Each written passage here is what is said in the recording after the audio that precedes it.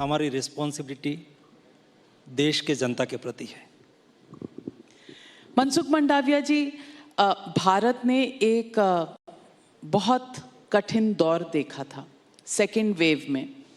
फरवरी में बीजेपी की कार्यकारिणी हुई थी, उसमें थोड़ा सा सेल्फ कॉन्ग्रेचुलेटरी था कि हमने कोविड से जीत लिया है, फतेह पा ली है। लेकिन उसके बाद आया सेकेंड वेव, और सेकेंड वेव में जिस तरह से देश भर में त्राही त्राही मची, जनता आज भी उसे याद करती है तो सहम जाती है। मैं आपसे सबसे पहले पूछना चाहती हूँ कि क्या आज हमारा इंफ्रास्ट्रक्चर और हमारी तैयारी इस तरह की है कि अगर थर्ड वेव हो तो हम उसका सामना कर पाएंगे? पहले तो आपने देश में लॉकडाउन लगा तब से आज तक देश के प्रधानमंत्री जी के मुंह से कभी नहीं सुना होगा कि कोविड चला गया है। मोदी जी ने हमेशा कहा कि कोविड आज कंट्रोल में है, फर्स्ट वेव के बाद कंट्रोल में था, लेकिन हमारे बीच में वो चला नहीं गया है। इसलिए हमें प्रिकॉशन रखना, हमें कोविड एप्रोप्रिएट बिहेवियर को फॉलो करना, ऐसा मोदी जी ने कंटिन्यूस कहा।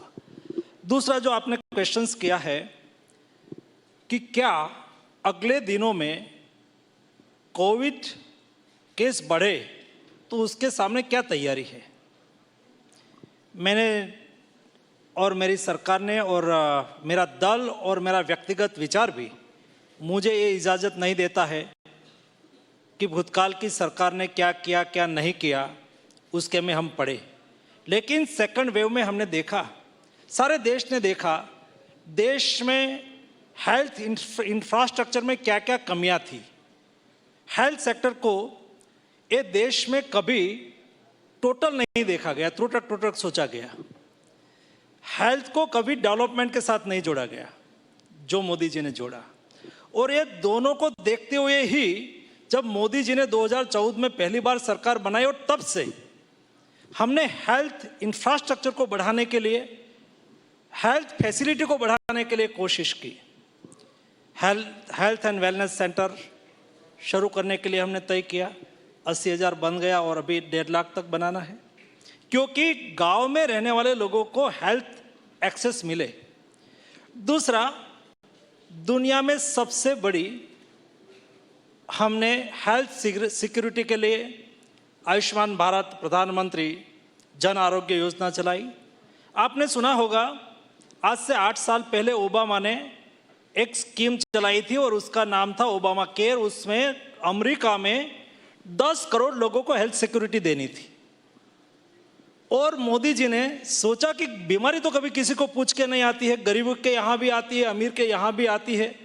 और जब गरीब के यहाँ कोई बड़ी बीमारी आ जाती है, ऑपरेशन की नौबत आती है, तो उसके जेब में पैसा नहीं होता है।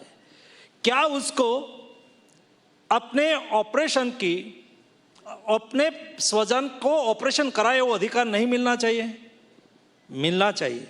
और इसलिए 10 करोड़ फैमिली के लिए, 50 करोड़ लोगों के लिए आयुष्मान भारत योजना चलाई और उसमें से 2.25 करोड़ लोगों को आज तक ट्रीटमेंट, ऑपरेशन हो चुके हैं, सारवार मिल चुकी है और अगले दिनों में वो व्याप आगे बढ़ाना है। 3, क्या हम ट्रीटमेंट के लिए जाए और हम एक बार टेस्ट कराए, दूसरी बार टेस्ट कराए, लैब टेस्ट कराए, हमारा रिकॉर्ड, हमारा हेल्थ के लिए हमारा हेल्थ रिकॉर्ड बहुत आवश्यक है। मोदी जी ने Ayushman Bharat digital health mission प्रारंभ किया। नंबर 3, उसके बाद जो आपने बात कही वो विषय पर मैं आ रहा हूं। इस सब स्थिति को देखते हुए भी इस सेकंड वेव में हमें दिखा है कि हमें अगले 50 साल के लिए क्या करना चाहिए। 50 साल के लिए कोई पेंडेमिक आए और उसके सामने हम लड़ सके, इसलिए हमें कैसा इंफ्रास्ट्रक्चर तय करना चाहिए। उसके लिए health, Ayushman Bharat health infrastructure mission 65,000 crore rupees का, 5 साल में 65,000 करोड़ रुपीस उसमें खर्च करना है। क्या करेंगे? 65,000 करोड़ रुपीस से देश में डिस्ट्रिक्ट लेवल पर एक मॉडर्न लेबोरेटरी हो। ये लेबोरेटरी में गरीब लोगों का फ्री टेस्टिंग हो, 115 तक 115 टाइप के टेस्ट वहाँ फ्री हो जाए। केवल डायग्नोसिस करना इनफ नहीं होता है। डायग्नोसिस के लिए केवल डॉक्टर 500 रुपीज़ फी लेंगे, लेकिन वो टेस्ट कराने के लिए जाएंगे तो हज़ारों रुपीज़ में चले जाएंगे। दूसरा, हर डिस्ट्रिक्ट पर एक ऐसा क्रिटिकल केयर यूनिट हमें बनाना है जो हेल्थ इंफ्रास्ट्रक्चर मिशन के माध्यम से जो 100 बेड का हो, वहाँ all time oxygen line available हो, ऑल टाइम वहाँ पर वेंटिलेटर अवेलेबल हो, और जब ऐसा कोई कोविड ऐसी कोई क्राइसिस आए, पेंडेमिक आए, तो वो उपयोग में आए, अन्यथा वो अन्य व्यवस्था के लिए हॉस्पिटल उसका उपयोग करे। और उसके अलावा कोई पेंडेमिक आए, उसकी इंफॉर्मेशन सही टाइम पर सही लोकेशन पर उसका एनालिसिस हो सके, टाइमिंग में हो सके, सीक्वेंस में हो सके। इसलिए ब्लॉक लेवल से डिस्ट्रिक्ट लेवल से आगे रीजनल लेवल पर एक रिसर्च सेंटर भी हो, वहाँ रिसर्च हो जाए, तुरंत ही एनालिसिस हो जाए कि ये टाइप की कोई बीमारी फैल रही है, उसके सामने हमें कैसे एक्शन लेना है, उसको कैसे सामना करना है। ये सारी व्यवस्था के लिए 65,000 करोड़ रुपीस लेके हम आए हैं। वो अगले दिनों में जो आपने कहा 50 साल तक मोदी जी ने कहा है कि हमें ऐसी तैयारी करनी चाहिए, हेल्थ इंफ्रास्ट्रक्चर को ऐसे आगे बढ़ाना है। हमने किसी दोषारोपण में नहीं गए हैं, लेकिन क्या करना है, ये मोदी जी का पास क्लियर विजन है। ये विजन के तहत ये Ayushman Bharat health infrastructure mission आया है, जो अगले दिनों में हमारा हेल्थ इंफ्रास्ट्रक्चर को मजबूत करेंगे। मनसुख मंडाविया जी, आप अपनी पार्टी में अलग थलग तो नहीं पड़ जाएंगे? क्योंकि आपकी पार्टी के बारे में कहा जाता है कि हमेशा नेहरू जी के ज़माने से दोष आरोपण होता है। नेहरू जी को दोष दो, इंदिरा गांधी को दोष दो, राजीव गांधी को दोष दो, तो आप पार्टी से अलग बात कह रहे हैं कि आप किसी को दोष नहीं देंगे। हमारी पार्टी दोषारोपण में मानने वाली पार्टी नहीं है, करके दिखाने वाली पार्टी है। कमिटमेंट और क्लैरिटी के साथ हम लोग आगे बढ़ते हैं। देखो, कोविड क्राइसिस जब से चालू हुआ, कई लोगों ने हमारा पर कई दोषारोपण किया होगा। आपने देखा होगा, जब वैक्सीन के साथ मैं जुड़ा हूँ तो मुझे पता है, आप सब लोगों को भी पता होगा, जब वैक्सीन नहीं आई थी तब वैक्सीन कब आएगी क्वेश्चंस पूछा जाता था। इंडिया में पहली बार बना हुआ, दिसंबर में दुनिया में पहला वैक्सीन का डोज लगा, और 1 महीने के बाद इंडिया में 16 जनवरी को वैक्सीन का पहला डोज लग गया। होता था ऐसा, दुनिया में वैक्सीन का रिसर्च होता था मिनिमम 7 साल और मैक्सिमम 15 साल के बाद पहला टीका इंडिया में लगता था। तो हमने वैक्सीन ला दिया तो वैक्सीनेशन, ये वैक्सीन बीजेपी वैक्सीन है, ये अच्छा होता तो मोदी क्यों नहीं लगाता, ये चला। उसके बाद हमने उसका कोई रिप्लाई नहीं दिया, हमने काम करना शुरू रखा। बाद में मोदी जी की बारी आई, पहले एज तय किया था कि भाई कोमॉर्बिड हो उसको पहले देना है, 65 है वो को पहले देना है। सब के बाद जब मोदी जी की बारी आई तो मोदी जी ने लगाया, तो कि मोदी जी ने क्यों ले लिया, अभी देश को लगाना बाकी है। हमारी तो ये स्थिति थी। ऐसा दुनिया में नहीं हुआ है जो इंडिया में हुआ। देश में लॉकडाउन लगाया तो लॉकडाउन में भी यही प्रोसेस हुआ। सपोर्ट करने की बात एक साइड में रही, लेकिन कई दलों के द्वारा कई क्वेश्चंस उठाया गया कि क्यों लॉकडाउन लगाया, लॉकडाउन में ये सुविधा करनी चाहिए थी, क्यों न की, और हमने ये किया तो वो दूसरा क्यों नहीं किया। हमने कहा कि टीका हम एज वाइज लगाएंगे, सभी को समान में, मोदी जी की बारी आएगी तब मोदी जी लगाएंगे, मंत्री जी की बारी आएगी तो मंत्री जी लगाएंगे, जब एज के अनुसार जिसकी बारी आएगी वो लगाएंगे। तो उसके पर भी हमने कहा कि वैक्सीन हम लगा रहे तो स्टेट को अधिकार देना चाहिए, तो मोदी जी ने कहा कि भी स्टेट भी लगा सकते हैं, तो कि भी स्टेट को क्यों दे दिया, सरकार को जिम्मेदारी लेनी चाहिए।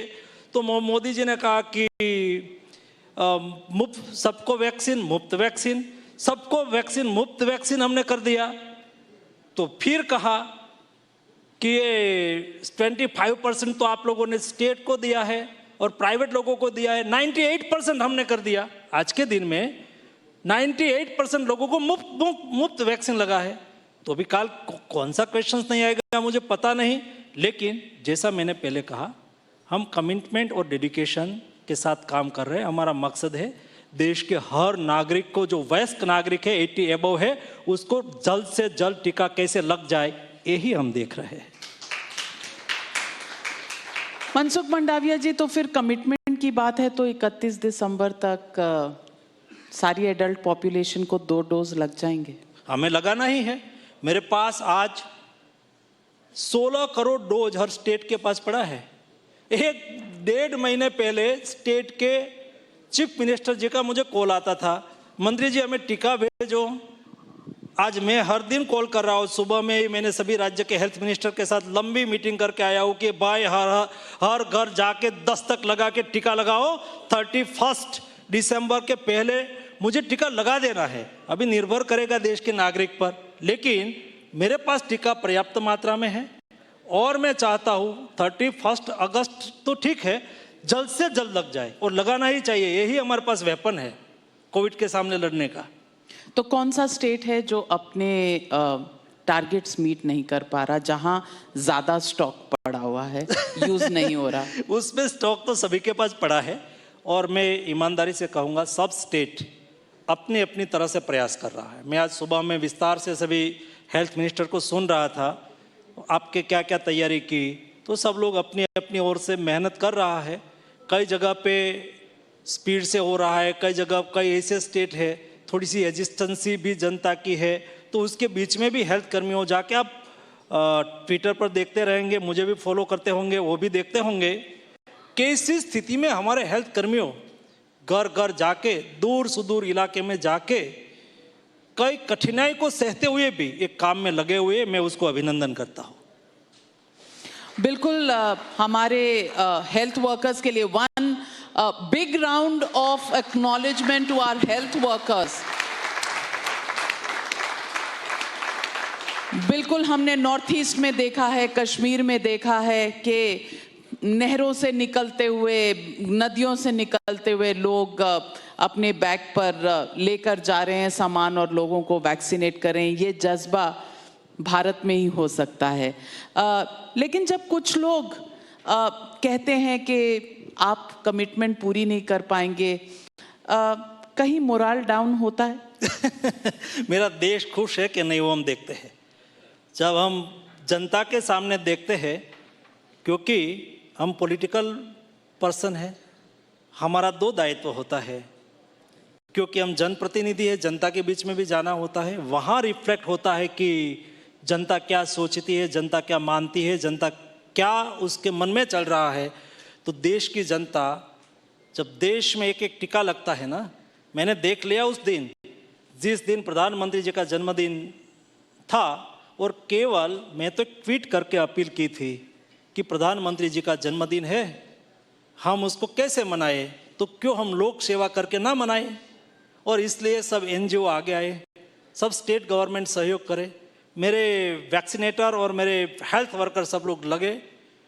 मुझे बहुत संतोष है कि जनता निकल पड़ी थी रात को 1 बजे, क्योंकि दिन स्टार्ट होता है नेक्स्ट डे 12 बजे हो गया, तो 21 बजे सुबह में वो railway station, bus station, NGO लग गई थी, पॉलिटिकल पार्टी आके बैठ के लग गई थी, कई स्वैच्छिक संस्थाएं जाके बैठ गई थी, कई ऐसे लोग जिसको कुछ लेना देना नहीं है, वो भी वैक्सीन सेंटर खोल के हमारे हेल्थ कर्मियों को कहा, और हेल्थ कर्मियों को कहा कि आप रात को करना चाहते हैं रेलवे स्टेशन पर, हम रेडी है।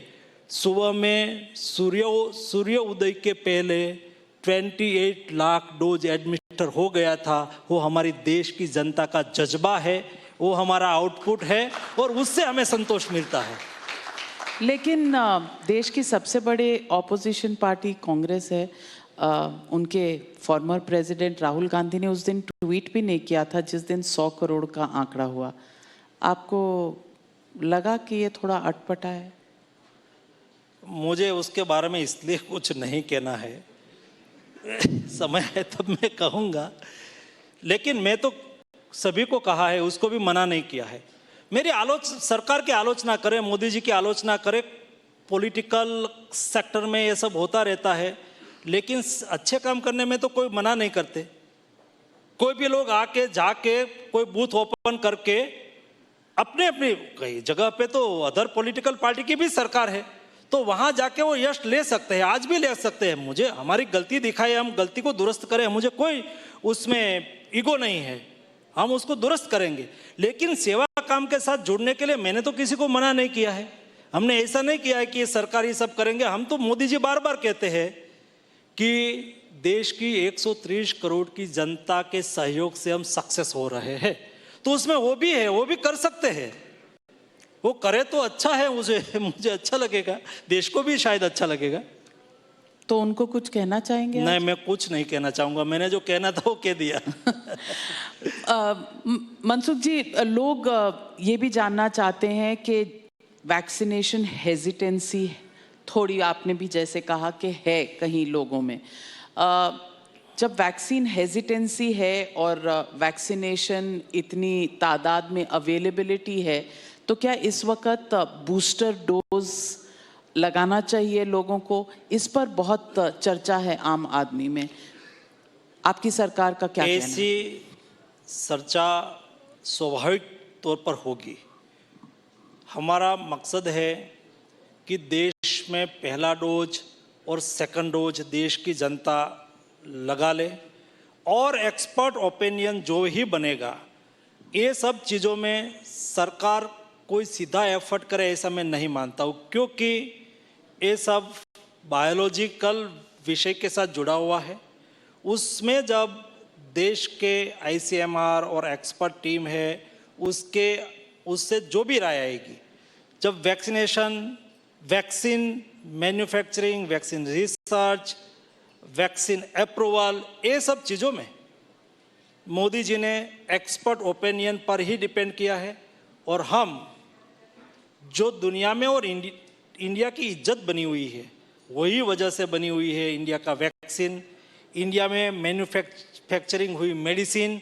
आपने देखा होगा दुनिया में कहाँ से भी हमारी कोई मेडिसिन फेल हो गई हो, कोई वैक्सीन फेल हो गई हो, और लोगों ने कहा हो कि इंडिया से सालों से कोविड वैक्सीन नहीं, अदर वैक्सीन 70% सप्लाई हम ही कर रहे हैं दुनिया में, 60% सप्लाई हमारी है दुनिया में। तो ये भी अच्छी तरह से बनी रहनी चाहिए, वो विषय को हम ध्यान में रखते हैं। और जब एक्सपर्ट टीम हमें कहेगी कि बूस्टर डोज लगाना है, करना है, तो उस वक्त हम उस पर विचार करेंगे।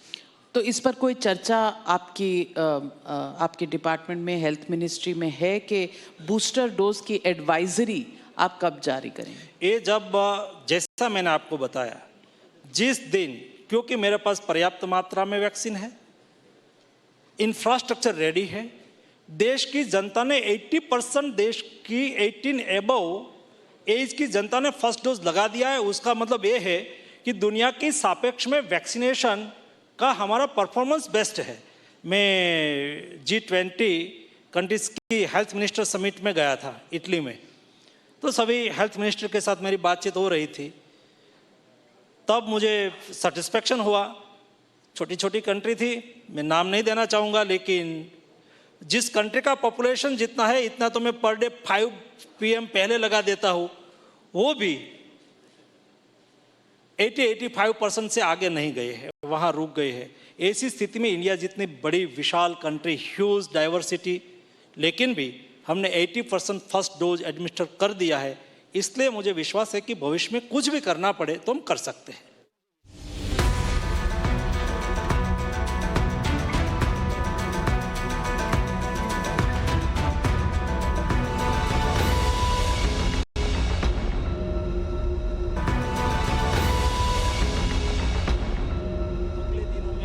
को वैक्सीन भी प्रोवाइड करेंगे, और दुनिया को सस्ता वैक्सीन, $18-15 वाला नहीं, $3-4 वाला, और दुनिया लगाएगी। गरीब देशों को हम ऐसे उपयोगी हो सकते हैं, यही इंडिया का कल्चर है।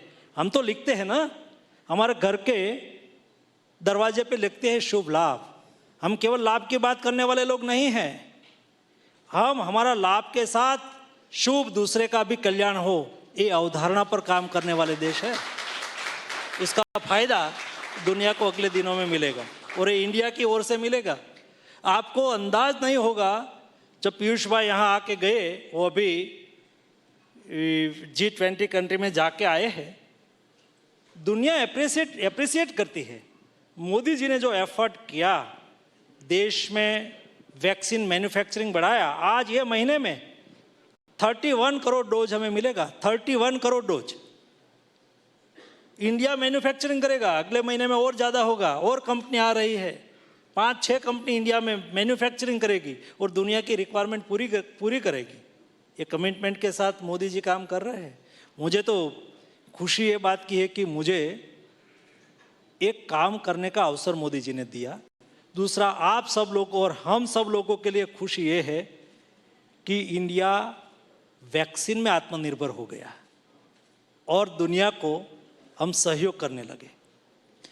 Big round of applause for union health minister Mansukh Mandaviya. इसलिए $18-20 वाली वैक्सीन आने नहीं देंगे, फाइजर और मॉडर्ना? हमारे पास ही पर्याप्त मात्रा में वैक्सीन है। तो फ्री ट्रेड किसी को लेना हो ले। हमने किसी को, जिसको इमरजेंसी यूज ऑथराइजेशन हमने इंडिया में दिया है, हमने किसी को ना नहीं कहा है, वो इंडिया में बेचे।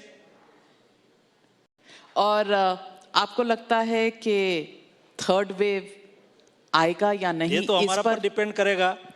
आज ही मैंने सुबह में कहा कि अभी ये कोरोना गया नहीं है।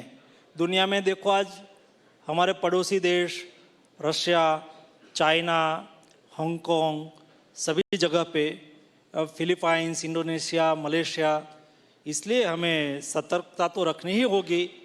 हमारे पास, हमने वैक्सीन ले लिया तो हम सिक्योर हो गए, ऐसा नहीं। ये तो हमारा एक कवच है। कोई युद्ध के मैदान में सैनिक जाता है और उन्होंने कवच लगाया है, तो क्या हथियार नीचे फेंक देना होगा? तो युद्ध नहीं जीत पाएंगे। उसको हथियार तो हाथ में ही रखना है।